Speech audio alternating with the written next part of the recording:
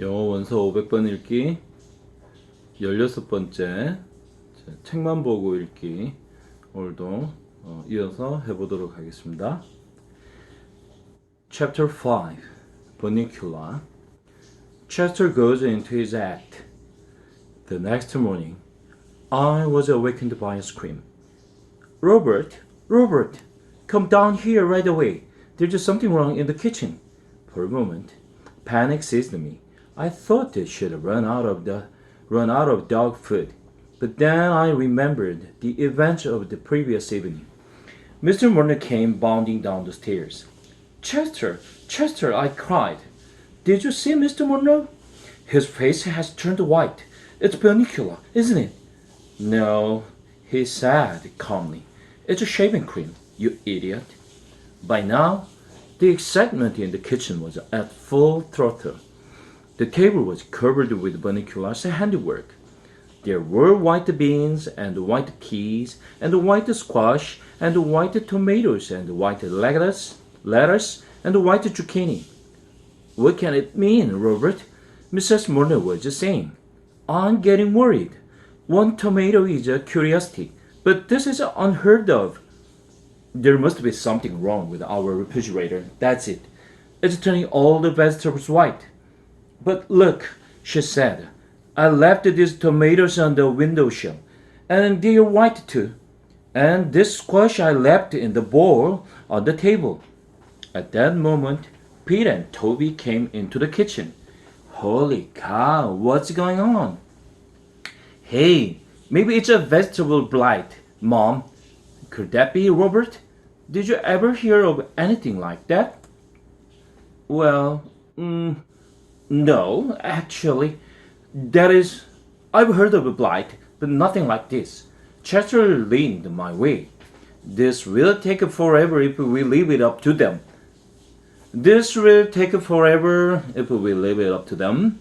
Sometimes human beings can be so slow. I started to answer him, but he was heading for the table. What about the friends of yours in the agriculture department? Oh, Tom Cregan? Could we call him and ask him if we're doing something wrong? It's DDT, Mom, Peter interjected. I know about this stuff. It's because you buy vegetables that aren't organic. All vegetables are organic, Peter, Mrs. Murner replied. That's not what my teacher says. See, Toby, I told you this would happen. They're using chemicals on our food. And if you're not careful, you will turn white too. Like that?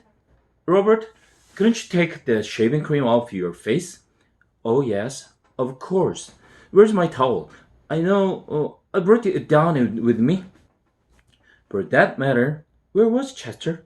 I'd seen him going toward the table, but I'd lost track of him listening to all that talk about DDT.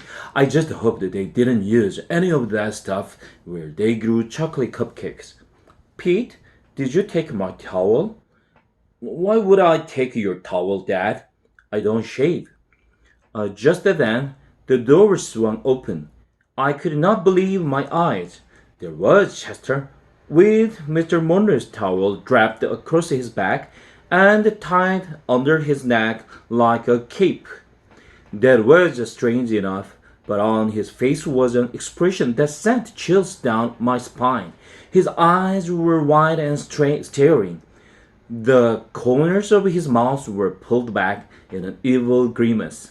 His teeth were bared and gleaming in the morning light. He cackled menacingly and threw back his head as if he were laughing at all of us. I thought he had completely lost his mind. There's my towel. What's the matter, Chester? Were you cold? Mr. Murner bent down to take the towel from Chester. Before he could lay his hands on it, Chester flipped over onto his back, closed his eyes, and folded his paws over his chest. It was a hideous sight. He opened his eyes wide. With the paws outstretched, he slowly lifted his head. His eyes glazed and vacant. Soon, the upper half of his body followed. all in one smooth flow until he was in a sitting position. Hey, Dad, did you leave your brandy glass out last night? Chatter is acting a little weird. Well, son, cats are funny creatures. I glanced at Chatter. He wasn't laughing. Psst, Chatter, where are you up to? I'm a vampire. You dolt. Can't you tell? I'm trying to warn them. Well, it's not working. You'd better think of something else. Chatter frowned, apparently deep in thought. So, you see, Toby, Mr. Morner was explaining, all cats are as individual as all people. Maybe he just wants to get our attention. Isn't that right, kitty cat? Ordinarily, Chatter would have left the room upon being called kitty cat, but he was lost in thought. Come on, Chatter, give me back my towel. Mr. Morner moved toward Chatter. Chatter's eyes lit up. He looked at me and smiled. I sensed that I was not going to like what he had in mind. I was toying with the notion of slinking under the table when Chatter fixed me with his eyes. How deep they were, like black pools. I felt myself floating, lost in them, my will no longer my own. I felt an inexplicable urge to murmur, "Yes, master," when he walked slowly, steadily toward me. As he drew nearer, I found myself unable to move. He stopped before me, never taking his gaze from me, and lunged. "Yo! Mom, Chester bit Harold on the neck." "Oh, that wasn't a real bite, was it, Chester? That was a love bite. Isn't that cute?" "Love bite? My foot! That hurt!" "Chester, what's the matter with you?" I sputtered. "Do I look like a tomato?" "Oh, it doesn't matter anyway, Harold. They don't understand. How can human beings read the same books I do and still be so thick?" Our conversation was interrupted. Mrs. Murnau picked Chester up and cuddled him. I was praying she would not add insult to injury by kissing his nose, which he hates more than anything. "Poor Chester, do you need a little love? Do you know what I'm going to do? You big ball of fuzz. You? Uh-oh, I could tell what was coming. I'm gonna kiss you on your little nose. Yep, I could tell that was coming. All right." Chester knew better than to resist. He went limp in Mrs. Murnau's arms. Mr. Murnau took his towel off Chester. "I still don't know why he's wearing my towel," he said. "I think he must be cold, dear. Here's your towel. Why don't you get his kitty sweater?" Chester looked ill, and he can wear that all day. As Chester was being buttoned into his bright yellow sweater, with little purple mice and cowboy hats all over it, Mr. Murnau said, "What about those vegetables? Shall I speak to Tom Cregan?" "Yes, dear," Mrs. Murnau said. "Why don't you? I'm sure there's some explanation. In the meantime, I'll change markets. To tell you the truth, I'm really much more worried about Chester. We'd better keep our eye on him." Chester and I did not speak until late afternoon. I was busy nursing my neck, and Chester was busy hiding under the sofa, too embarrassed to be seen. When we did speak at last, it was a brief exchange. "Hey, Chester," I called when he finally crawled out from under. "We don't have to worry about any vampire bunnies anymore. All you have to do is stand outside his cage in that sweater, and he will laugh himself to death." Chester was not amused. "That's right. Make fun, all of you. No one understands. I tried to warn them, and they wouldn't heed. Now I'm going to take matters into my own hands."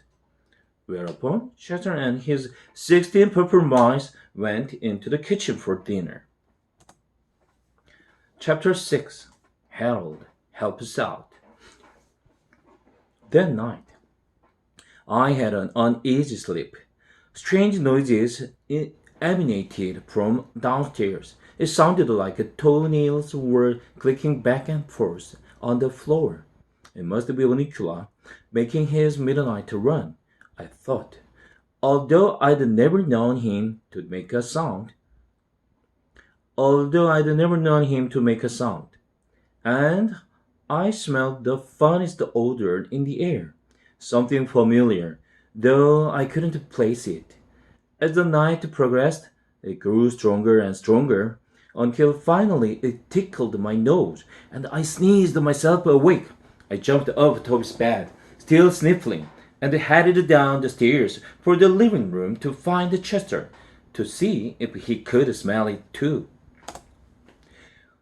The odor grew even stronger as I approached the living room. Standing in the doorway was Chester, a strange pendant hanging from his neck. "Phew, Chester," I said.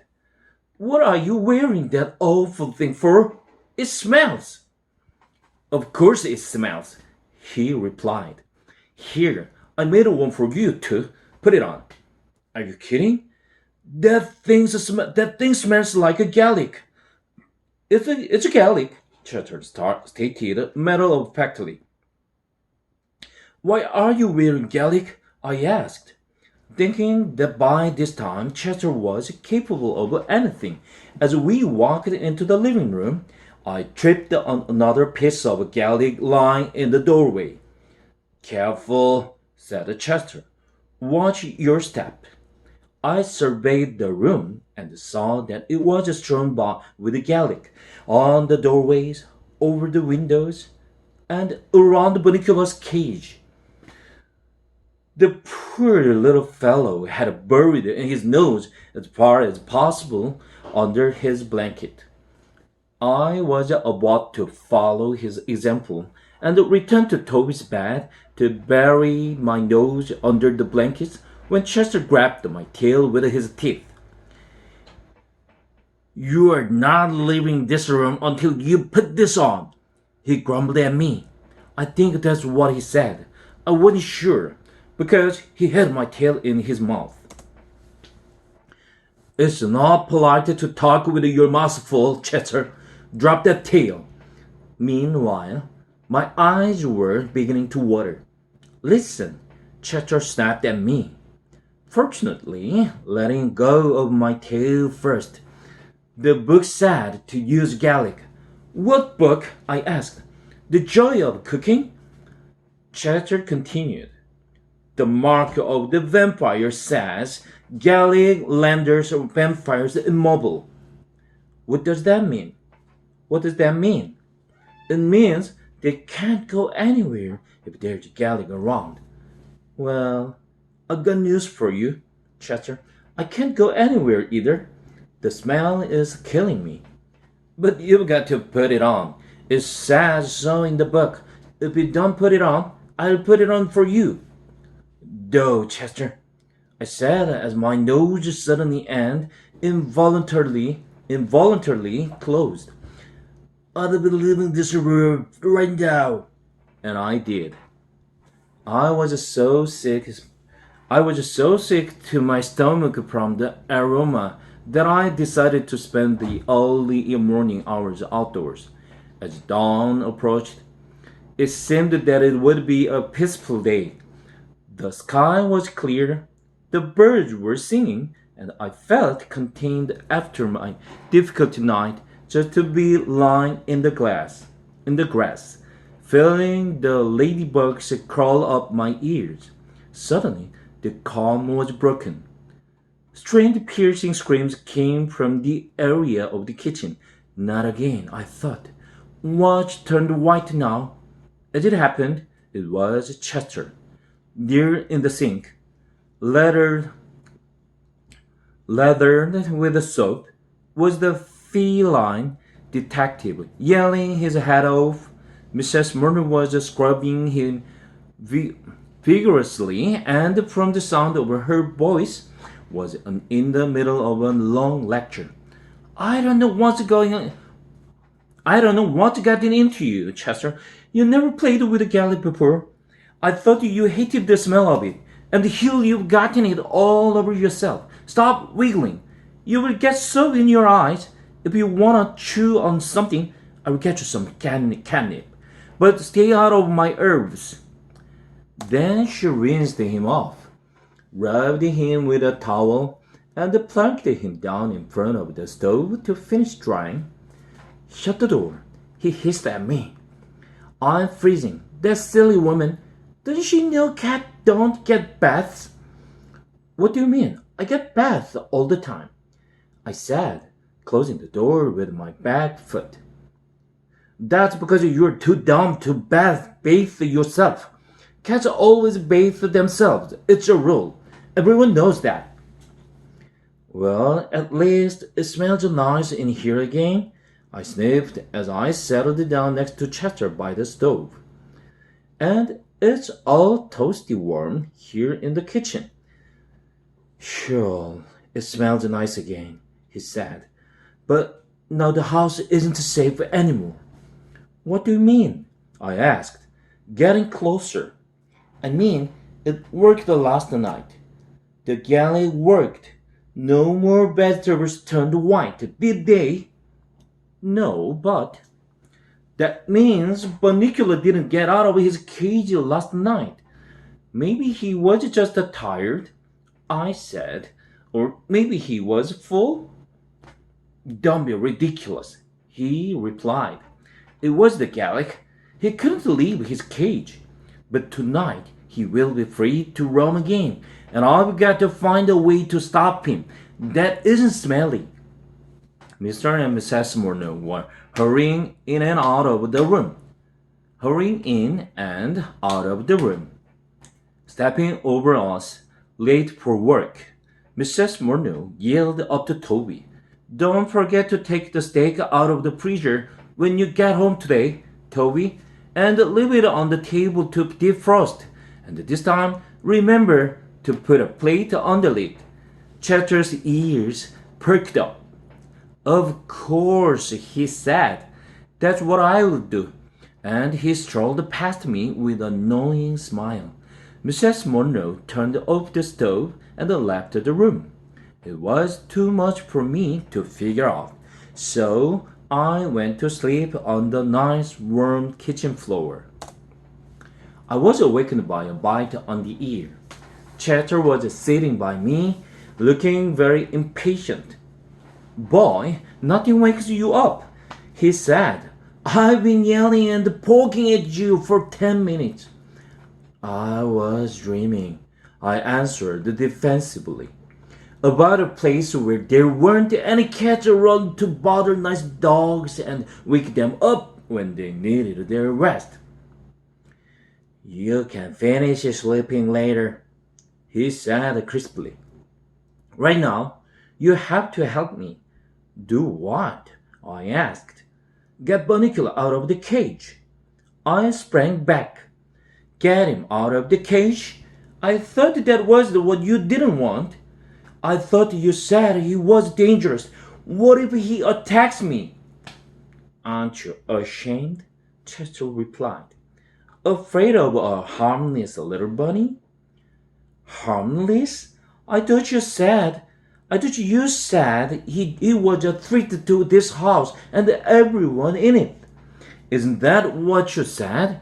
Isn't that what we've been talking about all this time? He is a threat, but only at night. During the day he's just a very sleepy rabbit, and that's why we have to do it now while the sun is still up. Follow me," he said. "There isn't much time. Toby stayed down here forever, and the others will be home soon. Boy, you must have been tired, Harold. You slept through lunch."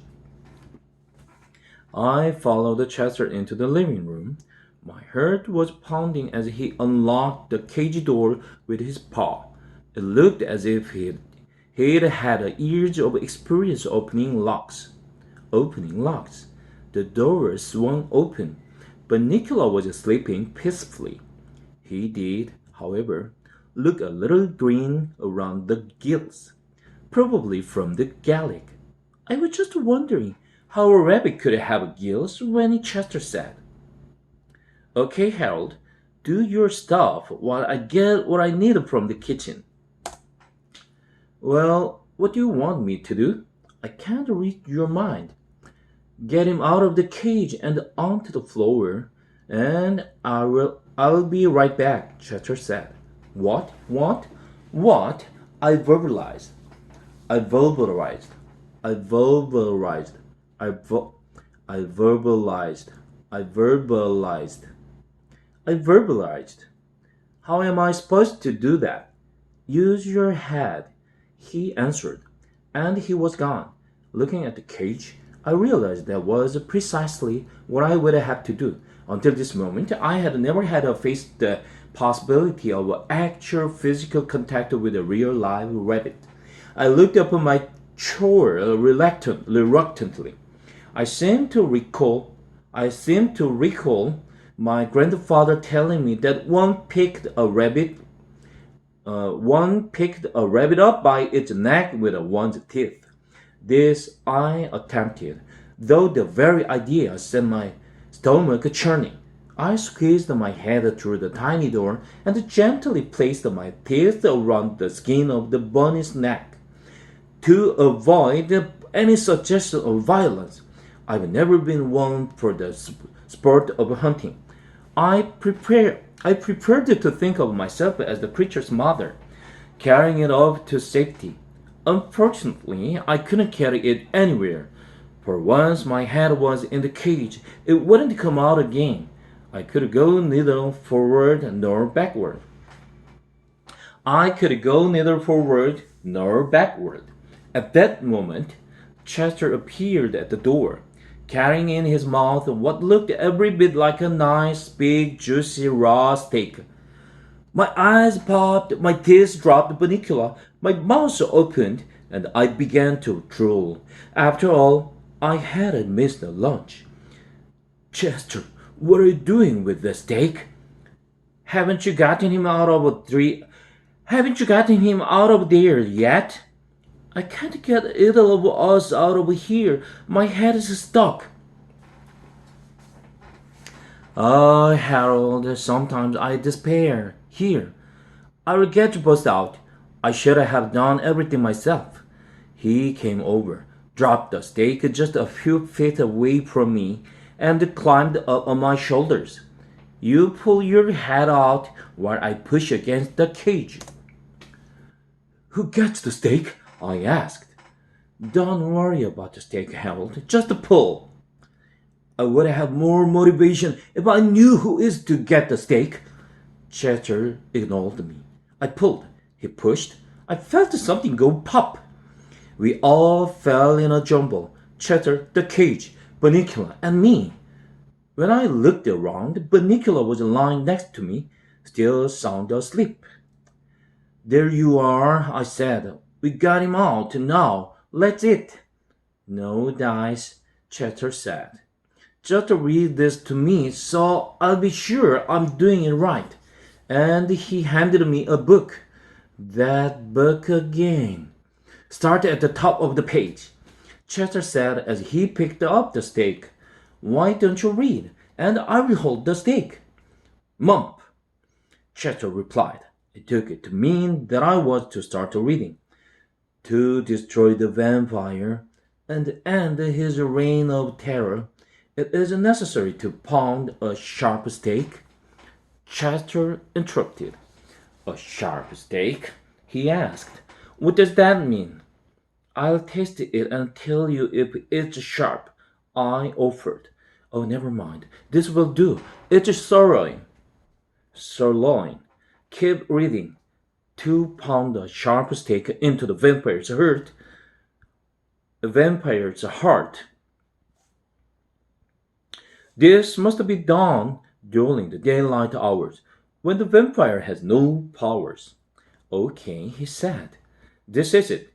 I'm sorry I had to go this far, but if they'd listened, this wouldn't have been necessary."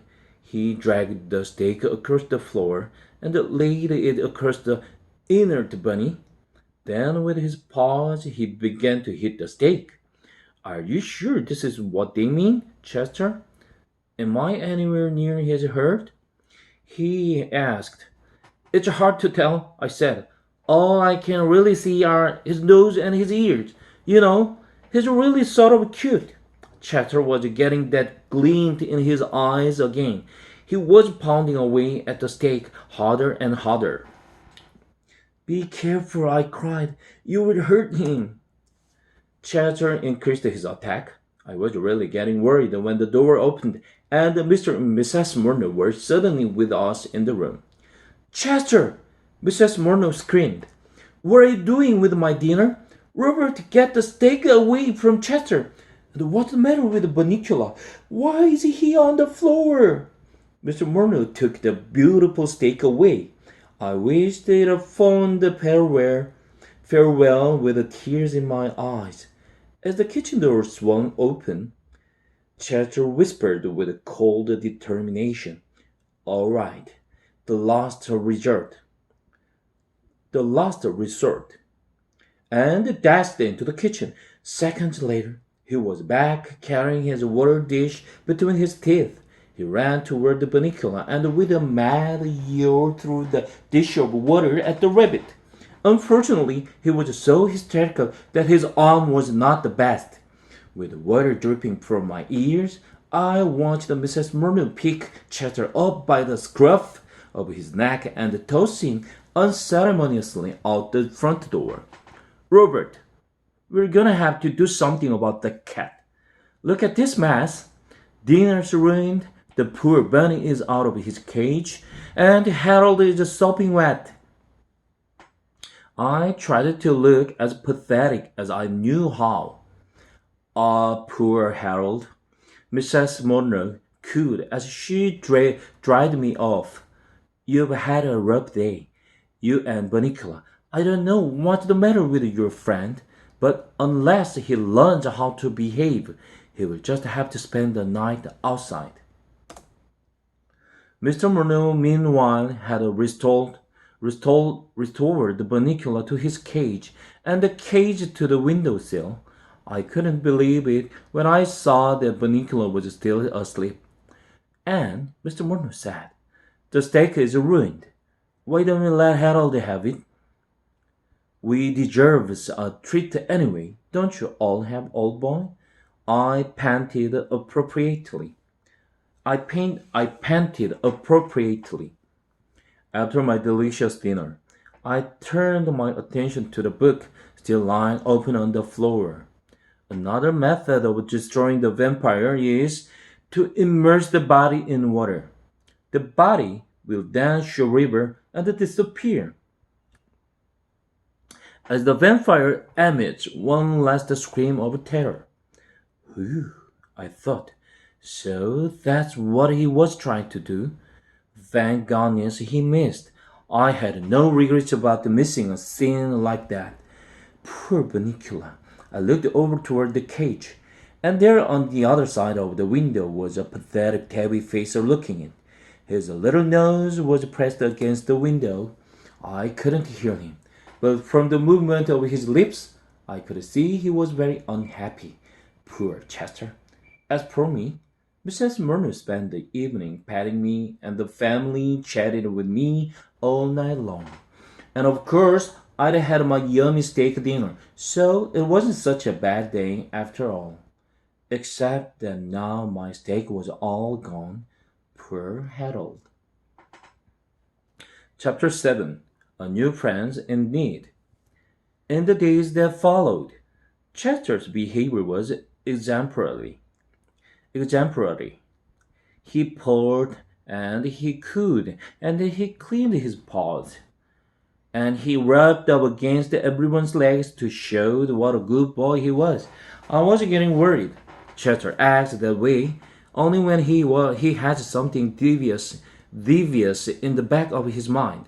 But I didn't know what it was. He had tried everything in the book to get rid of vampires, and all his efforts had failed. But I knew from the expression on his face that something was definitely up.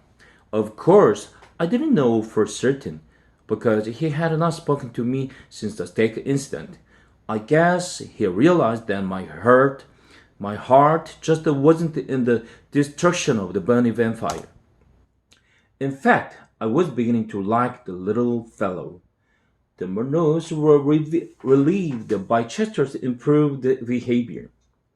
They didn't know how to account for his strange doings, but to their credit, they were willing to let bygones be bygones. The only disturbing factor in all our lives was the reappearance of the white vegetables each morning in the kitchen. And yet, after a few days, even they stopped and life seemed to return to normal. One evening, I dropped by Bunicula's cage to chat. I found myself doing that more and more since Chester had stopped talking to me. Of course, Bunicula didn't talk back, but he was a good listener. I had begun to think of him as a friend, a strange one, granted, but one can't always choose one's friends. I was. I was distressed this particular evening to see that he was dragging his ears, as it were. He looked tired and listless. I felt his nose, and it seemed a little warmer than it should have been. I became alarmed. I ran over to Toby, who was doing a picture puzzle on the floor, and began to bark. Something I do only in case of extreme emergency, since even I do not care for the sound. What's the matter, Harold? Toby asked without moving. Are there burglars? Are there burglars? Are there burglars? Are there burglars? Are there burglars? I ran to the cage and looked at Bunicula. I looked back at Toby and whimpered. Toby just looked confused. Do you want to play with Bunicula? Shall I take him out of the cage? Woof! I responded, indicating I hoped that was indeed what he should do. I'll ask Mom and Dad, Harold. You wait here. He was back in a minute, shaking his head. I'm sorry, Harold, but Mom says you can't play with that rabbit. It causes too much commotion. I looked down at the floor and whimpered again. Sorry, Harold. Maybe later, when we're all in here together. I regarded Bunicula, whose eyes met mine. He gave a little shudder, and I felt like crying. My friend was sick, and I didn't know what to do. I wished I could tell Chester, but I knew it was no use. He was just too mad at me. I would have to sort this one out on my own. I would have to sort this one out on my own. That night, I couldn't sleep worrying about Bunicula. I decided to go downstairs and check on his condition. What I saw when I entered the living room horrified me. Bunicula was out of his cage on the floor, while Chester stood in front of him, a piece of galley around his neck and his arms outstretched, blocking the kitchen door. Suddenly, it all fell into place. Chester was starving Bunicula.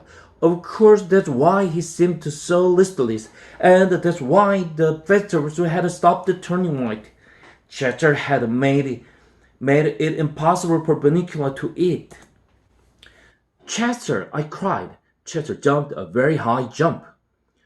What are you doing down here? He spat at me as he landed.